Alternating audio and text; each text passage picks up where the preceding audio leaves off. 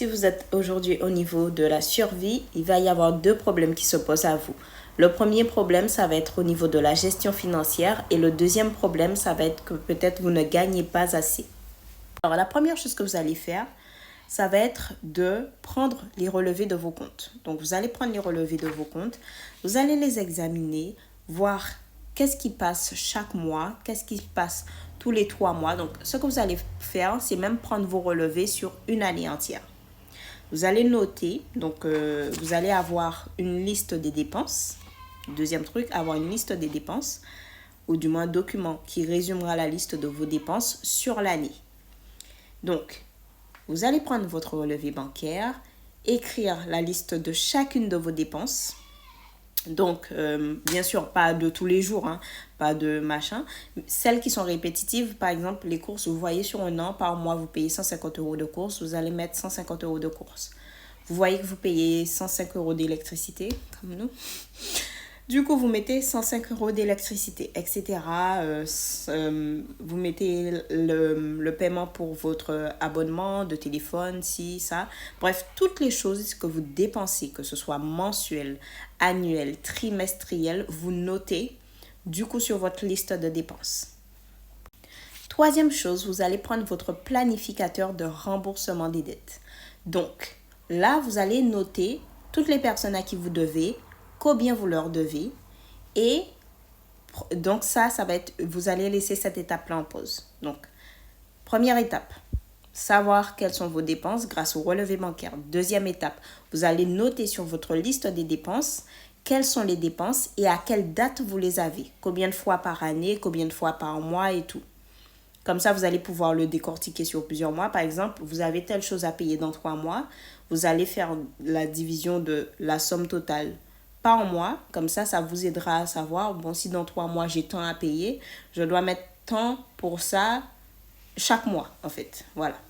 Donc, le planificateur de remboursement des dettes, il vous aidera à pouvoir rembourser les personnes à qui vous devez, vos créanciers. Et du coup, ce que vous devrez faire avec le planificateur financier, ça va être de noter, par exemple, je dois, j'allais dire Joseph, on va dire un nom au pif. Je dois Joseph tant d'euros, je voudrais répartir sur 3 mois, je me mets en accord avec Joseph pour lui dire, bon, je lui dois, admettons 150 €. Je vais mettre 50 € par mois à lui rembourser. J'appelle Joseph, je lui demande s'il est d'accord. Si Joseph est d'accord, je lui rembourse 50 € par mois pendant 3 mois. Voilà. Donc, ça va être une des façons de rembourser les dettes. Donc, vous allez mettre l'échéance de paiement, combien vous allez devoir payer par mois, et etc. Et même à la fin, vous pourrez même faire, il y a une partie signature. Donc, d'ailleurs, en description, je vais vous mettre tous les PDF nécessaires, vous inquiétez pas, des résumés de ce que je vous apprends là, tous les PDF qui vont vous aider à le faire, les listes des dépenses, les planificateurs de remboursement des dettes et compagnie. Je vais tout mettre, si vous n'aimez pas trop tout réécrire et tout, si vous n'arrivez pas à tout retenir, vous inquiétez pas, tout sera en description, il vous suffira de le télécharger. Enfin, de vous inscrire d'abord, c'est gratuit, et de les télécharger. Ensuite, du coup, une fois que ce sera fait, donc vous aurez utilisé le planificateur de remboursement des dettes pour savoir qui vous devez, en combien de fois vous allez le rembourser, que vous avez appelé la personne pour voir si elle est en accord avec ça. Ce que vous allez faire, ça va être du coup d'utiliser, ça va être grâce à votre liste de dépenses, séparer en pourcentage combien vous allez payer chaque chose. Donc, admettons, par exemple, vous avez un salaire de... On va utiliser des petits chiffres pour que vous puissiez comprendre très facilement. Admettons, ce n'est absolument pas des chiffres réels, juste voilà. Vous avez un salaire de 1 000 €, vous allez mettre 500 € dans les choses importantes que vous devez payer. Première chose. Ensuite, vous allez mettre obligatoirement 10%. Donc, la première chose à faire, ça va être de mettre 10% automatiquement en épargne. Pourquoi je vous dis ça?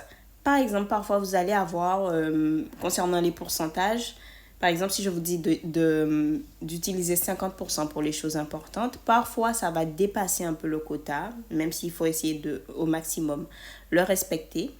Ce que vous allez faire, c'est qu'en ayant au moins déjà mis 10% de l'épargne, vous allez éliminer cette somme comme si elle n'existait plus.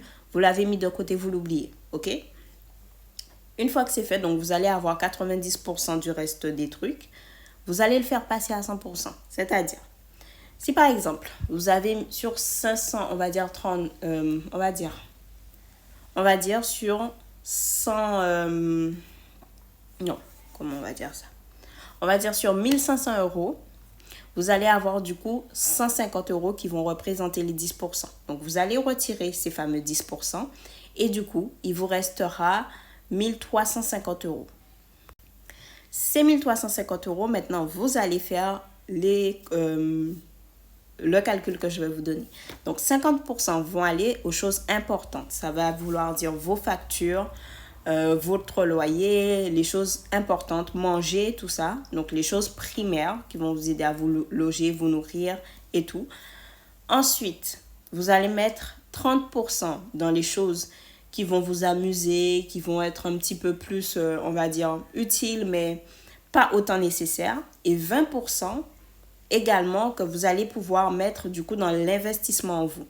Pourquoi il est important d'investir en vous? Le monde évolue. Par contre, vos finances, par exemple, si vous êtes salarié, n'évoluent pas forcément, ne grandissent pas, vos salaires ne grandissent pas forcément. La seule chose que vous allez devoir faire, ça va être du coup d'investir en vous pour avoir plus de compétences et pouvoir proposer plus de choses.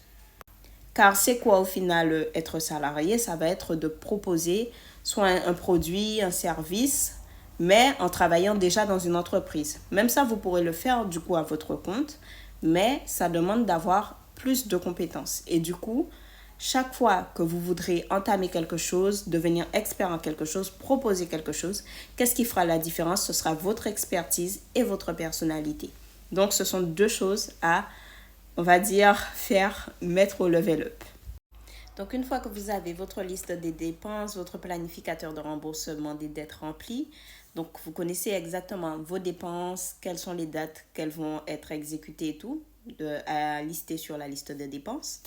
Maintenant, ce que nous allons faire, ça va être d'éliminer les dépenses inutiles. Alors là, je vois ce que vous allez me dire, mais toutes mes dépenses sont utiles? Non. Il y a moyen de soit les éliminer, soit les optimiser, soit également de les payer moins cher. Il va y avoir des bons plans, il va y avoir également le fait de passer à un autre service. Par exemple, passer d'un service qui vous fait payer télé plus ci à un service qui vous fait payer toujours télé plus ça. Mais vous savez que vous allez plus utiliser Internet que la télé. Donc, ça va être bien d'avoir des appareils qui vous permettent d'avoir Internet et d'utiliser Internet sur la télé comme je fais.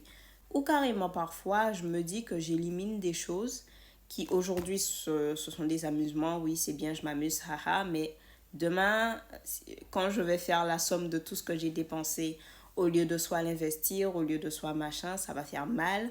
Ou au lieu de le mettre de côté et demain je me retrouve dans la misère, ça va faire très très mal. Donc, pensez à ça également, à diminuer vos dépenses, c'est très important. Du coup, pour finir, on va passer à l'étape gagner plus. Aussi, la dernière chose que je vais vous recommander, ça va être, par exemple, peut-être que vous êtes quelqu'un qui est très très débrouillard, comme moi j'ai su l'être, et que vous avez déjà une certaine compétence, un certain talent, que vous êtes hyper doué là-dedans.